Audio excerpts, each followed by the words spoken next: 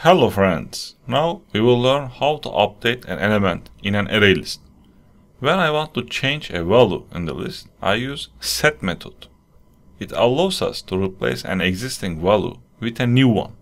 So set method takes two arguments, the index number of the element you want to update and the new value you want to assign. You already learned how to access values using get method. So let's do an example. I want to change the value C# here in my list. So where is located? It's located at index 1 because it's my second element. Remember, Java lists are 0 indexes. So index 1 equals to second element. So let's use it. I delete this and then language.set. I will use it. So I will change the element at index 1. That's why I give 1. And after that, I put my comma.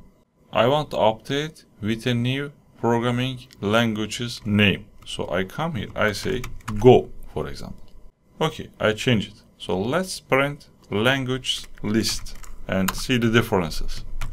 I save it and then I run it. You see C# becomes Go here. I change my element. So the set method doesn't add new elements. It only updates the existing one. I change my C# element. I update it with Go. Alright, see you in the next lesson.